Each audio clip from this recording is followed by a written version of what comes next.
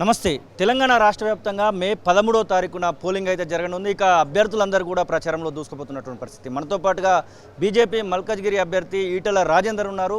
అసలు ప్రచారం ఎలా జరుగుతూ ఉంది, ఇక కేంద్రం నుంచి ఎవరు రాబోతున్నారు, ప్రచారంలో ఎవరు పాల్గొనబోతున్నారు తెలుసుకునేటువంటి ప్రయత్నం అయితే చేద్దాం. సార్ నమస్తే, ఎలా నడుస్తుంది ప్రచారం? ఇంకొక 10 రోజులు మాత్రమే పోలింగ్కు సమయం ఉంది. 9 రోజులలో ప్రచారం కూడా ముగించాల్సినటువంటి అవసరం అయితే ఉంది. యాక్చువల్గా అన్ని పార్టీల కంటే ముందుగా అభ్యర్థులను ప్రకటించి ఎన్నికల శంఖారావాన్ని పూరించింది భారతీయ జనతా పార్టీ. మొట్టమొదటిగా అమిత్ షా గారి రాష్ట్రానికి వచ్చి 12 సీట్లు గెలవబోతున్నాం, దేశవ్యాప్తంగా మోడీ గారి గాలి వీస్తూ ఉంది, తెలంగాణలో కూడా ఈసారి గెలవబోతున్నామని చెప్పి మొట్టమొదటిసారి ప్రకటించింది.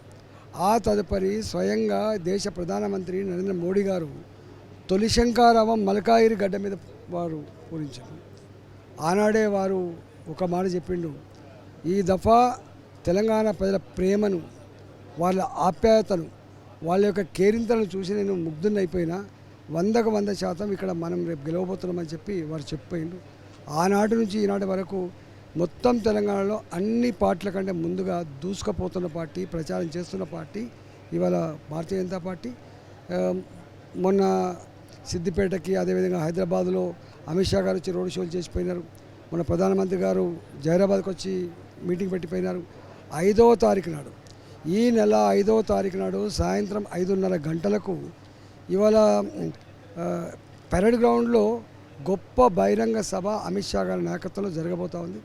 ఇది మల్కాయిరి పార్లమెంటుకు సంబంధించినటువంటి 7 నియోజకవర్గాల ప్రజలు పెద్ద సంఖ్యలో పాల్గొని దీన్ని విజయవంతం చేయబోతా ఉన్నారు. ముఖ్యంగా ఒక రిజర్వేషన్లకు సంబంధించినటువంటి చర్చ ఊపందుకుంది. రిజర్వేషన్లకు సంబంధించినటువంటి విషయంలో ఒక ఫేక్ వీడియో కూడా బయటకు వచ్చింది. ఇప్పటికే 5గురికి తాకీదులు అయితే ఇచ్చినటువంటి సందర్భం కనబడుతూ ఉంది. అసలు ఈ యొక్క ఫేక్ వీడియో విషయంలో ఈటెల రాజేందర్గా బీజేపీ పార్టీ నేతగా మీరేం చెప్పదలుచుకున్నారు? యాక్చువల్గా బాధ్యతల్లో ఉన్న వ్యక్తులు, దట్టు రాజ్యాంగబద్ధంగా ఏర్పడ్డ పదవులలో ఉన్న వ్యక్తులు ఇట్లాంటి ఇంత చిల్లర వాటిని ప్రచారం చేయొద్దు. రిజర్వేషన్లు తీసేస్తారని చెప్పి ఎవరైనా చెప్పినారా? ఆధారం ఉందా? ఏమన్నా జ్ఞానం లేనోళ్ళు, బుద్ధి లేనోళ్ళు చేసే మాటలు తప్ప ఏదైనా పద్ధతిన మాటలేనా? అందువల్ల డెఫినెట్గా మళ్ళీ దాన్ని షేర్ చేయడం, ఇంతెందుకు వాళ్ళే మాట్లాడుతున్నారు కదా, షేర్ చేయడం పక్కపెట్టు. అన్ని వేదికల మీద రేవంత్ రెడ్డి గారు అసెంబ్లీ ఎన్నికల ముందు ఇచ్చిన హామీలు అమలు చేసే దమ్ము లేకపోవడం వల్ల ప్రజలలో అతి తక్కువ కాలంలో వ్యతిరేకత రావడంతో రేపు గెలవకపోతే నా పదవికి ఎసరుతున్న భయంతో ఇట్లాంటి కాంట్రవర్సీ దాంట్లో భాగంగా ఇట్లాంటి చేసిండ్రు. కానీ కాంట్రవర్సీ ఇష్యూస్ లేవనెత్తవచ్చు, కానీ ఇట్లాంటి ఇష్యూస్లో మూల సమస్యలు రాజ్యాంగం రద్దు చేస్తారు, రిజర్వేషన్ రద్దు చేస్తారు మాట అయిందో ఇది చాలా తీవ్రమైన నేరం. ఇది తప్పకుండా వాళ్ళ పట్ల అప్రమత్తంగా ఉండడమే కాకుండా ఇట్లాంటి మాటలు మళ్ళీ మాట్లాడకుండా చట్టబద్ధమైన చర్యలు జరగాల్సిందే మేము కోరుతాము. ఎక్కువగా సెటిలర్స్ ఉన్నటువంటి ప్రాంతం మల్కాజ్గిరి నియోజకవర్గం. కూకట్పల్లి తీసుకున్నా, ఇటు ఉప్పలు, ఎల్బీనగర్ ప్రాంతాలు తీసుకున్నా కానీ సెటిలర్స్ ఎక్కువ ఉన్నటువంటి ప్రాంతం. అటు ఏపీలో కూడా 13వ తారీఖున ఎన్నికలు అయితే ఉన్నటువంటి పరిస్థితి. వారి కోసము మీరు ఎలాంటి సదుపాయాలు కల్పించబోతున్నారు? ఇక్కడ ఉండడానికి ఏమైనా నిర్ణయాలు తీసుకోబోతున్నారా? జనరల్గా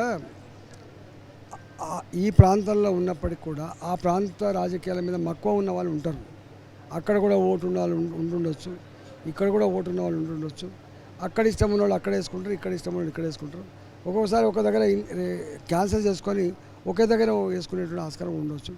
నా వినమ్రంగా చేసే విజ్ఞప్తి ఏంటంటే, ఈ రాష్ట్రంలో ఉన్నటువంటి ఈ ఆంధ్ర నుంచి వచ్చినటువంటి వాళ్ళు ఎవరైతే ఉన్నారో మా మిత్రులు, సెటిలర్స్ అనే మాట తప్పుడు పదం.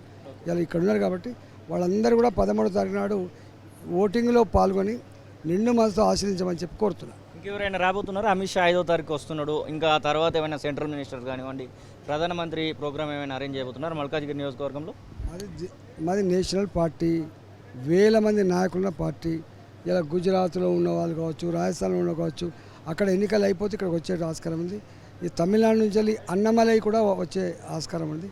మోడీ గారు ఈ రాష్ట్రంలో మళ్ళీ 10వ తారీఖు నాడు ప్రచారం చేసే ఆస్కారం ఉంది.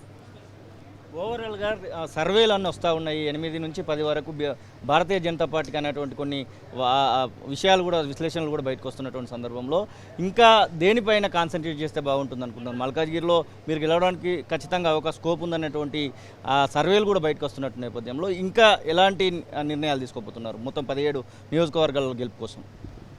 వాస్తవంగా 17 సీట్లలో భారతీయ జనతా పార్టీకి మంచి అంటే గెలిపిస్తామనేటువంటి విశ్వాసాన్ని ప్రజలే వ్యక్తం చేశారు. అందువల్ల ఖమ్మం వేరు, మల్కాజ్గిరి వేరు, హైదరాబాద్ వేరు, నిజామాబాద్ వేరు అనే పద్ధతి లేదు. ఎక్కడైతే క్యాండిడేట్ కొంచెం అనుభవం ఉండి కొంత ఎన్నికల ప్రక్రియలో ఎఫెక్ట్గా పనిచేయగలిగితే అన్ని సీట్లు గెలిచే ఆస్కారం ఉంది. ఇది ఈటల రాజేందర్ చెప్తున్న మాటలు. ఖచ్చితంగా మల్కాజ్గిరిలో నేను గెలుస్తానంటూనే ఇక డబుల్ డిజిట్ స్కోర్ బీజేపీ కొడుతుందనేటువంటి ఆశాభావాన్ని అయితే వారు వ్యక్తం చేస్తున్నటువంటి పరిస్థితి. కెమెరా పర్సన్ సతీష్తో శ్రీనివాస్, తొలి వెలుగు, హైదరాబాద్.